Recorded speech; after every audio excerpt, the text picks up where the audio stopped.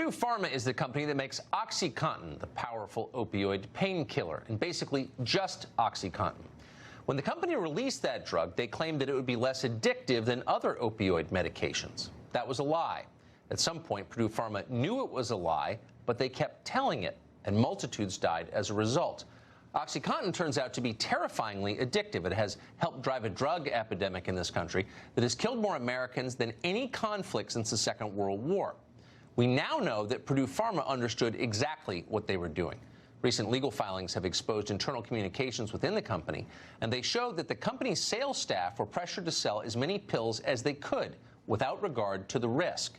Physicians were urged to prescribe the highest possible doses of the drug in order to maximize profits.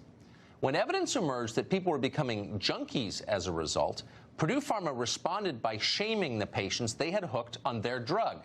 They called them degenerate criminals, essentially, while refusing to take any responsibility at all for the human carnage they caused. It's hard to imagine an uglier story. Throughout all of it, we should note, Purdue Pharma's owners, the Sackler family, grew spectacularly rich. Looking back, repulsively rich. Earlier this year, the Sacklers were estimated to have more than $12 billion in the bank. Thanks to the opioid epidemic, the Sackler family is now one of the 20 richest families in this country. In the last few years, Purdue Pharma has faced a wave of lawsuits from the people and places devastated by its pills. Now, apparently, the company has made a settlement offer. To resolve all of these outstanding lawsuits, Purdue Pharma is willing to pay $12 billion. $3 billion of that would come from the Sackler family, which would then give up control of Purdue Pharma. That sounds like a lot of money, but let's put it into some perspective. The massive tobacco settlement of 1998 totaled about $206 billion. Now, no one would defend cigarette smoking. Over time, it will kill you. But Marlboros don't cut down young people in their prime. Smoking doesn't turn teenagers into zombies. It hasn't destroyed entire towns throughout the Midwest and New England. The Sacklers are hoping to get off with just 6% of what the tobacco companies paid more than 20 years ago. That feels wrong. But it's easy to see why the Sacklers are for it.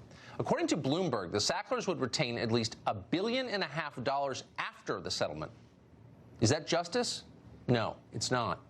But unfortunately, it's a now familiar pattern in American life. A ruling class gets incredibly rich by wrecking our country, in this case, by killing many thousands of young people. They get caught doing it, details emerge. Everyone in Washington, New York, and Los Angeles spends a week pretending to be horrified and concerned. And then nothing happens. Not a single one of the perpetrators ever goes to jail. Nobody's ever really punished. You've seen it again and again, including in the financial crisis of 2008. In the end, and in this case, they take their blood money and they head to St. Bart's for Thanksgiving and they laugh. They get away with it every single time. For once, it would be nice if people like the Sacklers got what they deserve. It might make the rest of us a little less cynical.